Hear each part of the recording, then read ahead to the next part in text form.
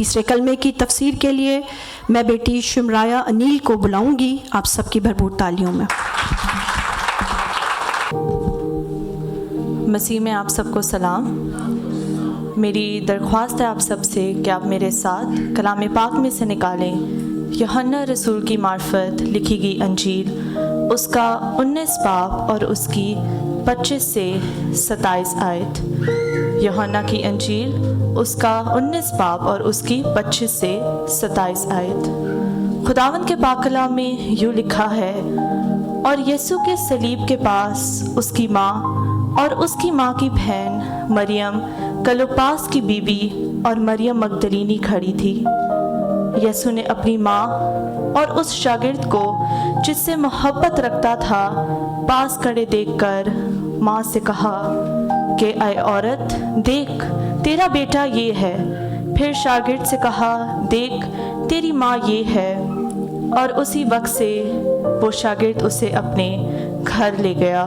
خداوند کے پاک کلام کے پڑھے اور سنے جانے پر ہم سب کی باعث سے برکت ہو، آمین۔ خدا کا شکر ہو۔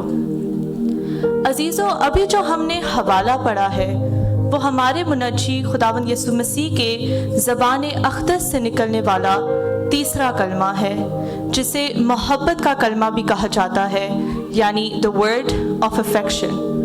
اور اسی کے ساتھ ساتھ یہ وہ دوسرا کلمہ ہے جو خداوند یسوع مسیح باپ سے مخاطب ہو کر نہیں بلکہ انسانوں سے کہتے ہیں۔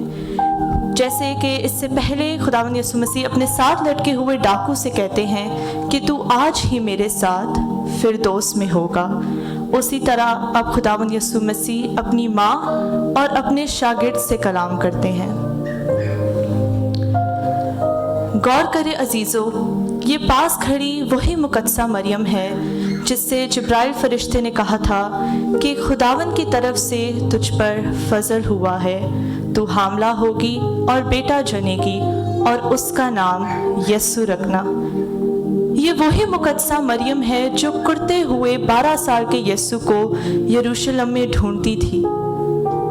یہ وہی مقدسہ مریم ہے جو کانا گلیل کی شادی کی مشکلات لے کر یسوع کے پاس گئی تھی، اور تو اور یہ وہی مقدسہ مریم ہے جو اب اپنے بیٹے کو صلیب پر مرتا ہوا دیکھ اپنی جان میں کرہاتی تھی۔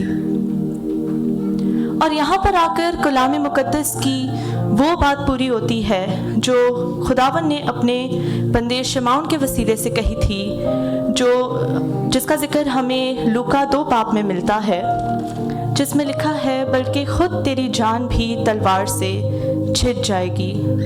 اور بے شک اپنے بیٹے کو صلیب پر تڑپتا ہوا دیکھ، تانے اور گالیاں سنتے ہوئے، سپاہیوں کے غصے اور تشدد کو دیکھتے ہوئے ضرور ہی اس ماں کی جان تلوار سے چھٹ گئی تھی، اس کا دل ٹوٹ گیا تھا،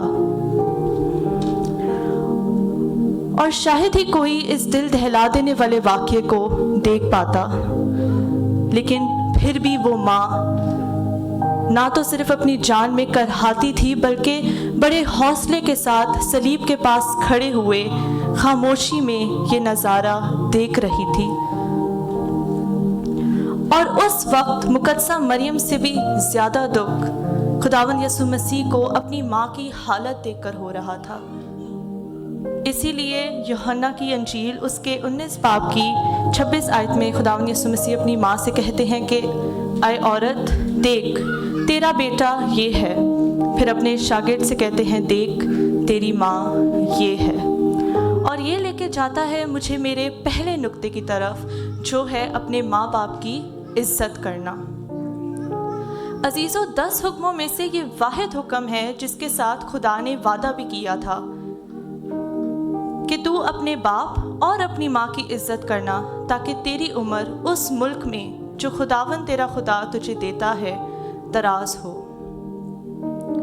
عزیزو، اگر ہم خداوند یسوع مسیح کے حالات زندگی پر غور کریں تو خداوند یسوع مسیح توریت اور نبیوں کی کتابوں کو منسوخ کرنے نہیں بلکہ پورا کرنے آئے تھے، اور اسی لیے خداوند یسوع مسیح اپنی ماں کا خیال کرتے ہوئے، ان کی فکر کرتے ہوئے ان کو اپنے شاگرد کو سونپ دیتے ہیں۔ खुदावन यीशु मसीह के इस अमाल को देखते हुए हमने ये गौर करना है कि क्या हम भी इस हुक्म पर अमल कर रहे हैं या नहीं। क्योंकि अगर हम अपने माँ बाप की इज्जत नहीं करते तो हम ये भी दावा नहीं कर सकते कि हम अपने आसमानी बाप से मोहब्बत करते हैं। आगे बढ़ते हुए हम अपने दूसरे नुक्ते पर चलते हैं कि खुदावन यीशु मसीह ने अपनी माँ को ऐ औरत कहकर क्यों पुकारा। अजीज़ों, ये पहली बार नहीं है जब खुदावन यीशु मसीह ने अपनी माँ के लिए ऐ औरत का लक़ब इस्तेमाल किया था। इससे पहले जब खुदावन यीशु मसीह अपनी माँ और शागिर्दों के साथ काना गलील की एक शादी में गए थे तो वह उनकी मैं ख़त्म हो गई थी और यीशु की माँ यीशु से आके कहती है कि उनके पास मैं नहीं रही। और खुदावन यीशु मसीह अपनी माँ को जवाब में कहते हैं कि ऐ औरत, मुझे तुझसे क्या काम, अभी मेरा वक्त नहीं आया। तो इससे पहले भी खुदावन यीशु मसीह ने अपनी माँ को ऐ औरत कहकर पुकारा था। अगर हम आज के ज़माने में इस लफ्ज़ ऐ औरत को देखें, ख़ास करके अपनी माँ के लिए, तो ये बहुत ही बेइज्जती की या बदतमीज़ी की बात समझी जाती है कि हम अपने माँ को औरत कहें। लेकिन अगर हम इस लफ्ज़ के यूनानी मतलब को जानें तो औरत को यूनानी ज़बान में गूने कहते हैं, जिसका मतलब होता है रिस्पेक्टेड वुमेन, मैडम या मैम। और खुदावन यीशु मसीह अपनी माँ को मैडम या मैम इसीलिए कहते हैं क्योंकि वो अपनी माँ को ये बताना चाहते हैं कि अब उनका वो रिश्ता नहीं रहा है, उनका ये रिश्ता एक नई सिम ले रहा है। और खुदावन यीशु मसीह अपने जिस्मानी रिश्तों से ज़्यादा अपने और अपने बाप के रूहानी रिश्ते को ज़्यादा अहमियत देते हैं, जिसका जिक्र हमें मत्ती की अंजील उसके 12वें बाब की 46 से 50 आयत में मिलती है, जिसमें लिखा है, जब वो भीड़ से ये कह रहा था तो देखो उसकी माँ और भाई बाहर खड़े थे और उससे बातें करना चाहते थे। किसी ने उससे कहा, देख तेरी माँ और तेरा भाई बाहर खड़े हैं और तुझसे बातें करना चाहते हैं। उसने खबर देने वाले से कहा, कौन है मेरी माँ और कौन है मेरा भाई? और अपने शागिर्दों की तरफ हाथ बढ़ाकर कहा, देखो मेरी माँ और मेरा भाई ये हैं, क्योंकि जो कोई मेरे आसमानी बाप की मर्ज़ी पर चलेगा वो मेरा भाई और बहन और माँ है। इस आयत को पढ़ते हुए हमें ये पता चलता है कि खुदावंद यीशु मसीह जिस्मानी रिश्तों से ज़्यादा रूहानी रिश्तों को, जो उनका और उनके बाप का था, ज़्यादा अहमियत देते हैं। इसलिए वो अपनी माँ को ऐ औरत कहकर पुकारते हैं। आगे बढ़ते हुए हम अपने तीसरे और आखिरी नुक्ते की तरफ चलते हैं कि यूहन्ना रसूल को मुकद्दसा मरियम की जिम्मेदारी क्यों दी गई। यूहन्ना रसूल को ये जिम्मेदारी इसलिए दी गई क्योंकि अगर हम यूहन्ना की अंजील उसके 7वें बाब की 5वीं आयत पढ़े तो उसमें लिखा है, क्योंकि उसके भाई भी उस पर ईमान ना लाए थे। यीशु को अपनी माँ की जिम्मेदारी एक ऐसे शख्स को देनी थी जो ना कि सिर्फ यीशु पर ईमान रखता हो बल्कि उसकी बातों पर अमल करता हो। और उस वक्त यीशु के सब शागिर्द उन्हें छोड़कर चले गए थे, लेकिन यूहन्ना रसूल यीशु के साथ ही रहे थे। लेकिन अजीज़ों, अब यहाँ पर यह सवाल है कि क्या खुदावंद यीशु मसीह ने यूहन्ना रसूल को अपनी माँ की जिम्मेदारी देकर सही फैसला किया था? क्या यूहन्ना रसूल ने अपनी जिम्मेदारी पूरी की थी?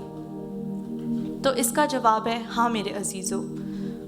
और इसका जिक्र हमें यूहन्ना की अंजील उसके 19 बाब की 27वीं आयत में मिलता है, जिसमें लिखा है, और उस वक्त से वो शागिर्द उसे अपने घर ले गया। और इसी के साथ अगर हम रसूलों के अमाल उसकी पहली बाब की 14वीं आयत पढ़े तो उसमें लिखा है, ये सब चंद औरतों और यीशु की माँ मरियम और उसके भाइयों के साथ एक दिल होकर दुआ में मशगूल रहे। इन आयतों को पढ़ के हमें ये सबूत मिलता है कि मुकद्दसा मरियम मसीह के कामों से दूर नहीं बल्कि यूहन्ना रसूल के वसीले से उस पहली कलीसिया का हिस्सा बनी जिस पर पाक रूह नाजिल हुआ था। और अजीज़ों, यहाँ पे खुदावंद का पाक कलाम हमें ये कहता है कि बेशक खुदावंद यीशु मसीह के सब शागिर्द उन्हें छोड़कर चले गए थे, लेकिन वाहिद यूहन्ना रसूल था जो खुदावंद के साथ रहा। और ये वफ़ादारी खुदावंद की तरफ से यूहन्ना की एक नई जिम्मेदारी का ज़रिया थी। जिसे यूहन्ना ने पूरे दिल से पूरा किया था। तो अजीज़ों, आज हमने खुदावंद के सलीबी तीसरी कलमात से सबसे पहले ये सीखा कि माँ बाप की इज़्ज़त करना ज़रूरी है। दूसरा, हमें ये सीखा कि खुदावंद अपने जिस्मानी रिश्तों से ज़्यादा अपने रूहानी रिश्ते को, जो उनके और उनके बाप का है, ज़्यादा अहमियत देते हैं। इसलिए वो अपनी माँ को औरत कहकर पुकारते हैं। और आखिरी बात जो हम सीखते हैं कि जब हम खुदावंद के साथ वफ़ादारी से चलते हैं, उनके करीब रहते हैं जैसे यूहन्ना रसूल थे, तो खुदावंद हमें नए कामों से नवाजते हैं जो हमारी ज़िंदगियों में ना तो सिर्फ़ बरकतों का बल्कि रूहानी तरक्की का भी वसीला बनते हैं। हालेलुया। खुदावंद आप सबको आज के इस कलाम के वसीले बरकत दे और इस पर अमल करने की भी तौफीक अता करे। आमीन।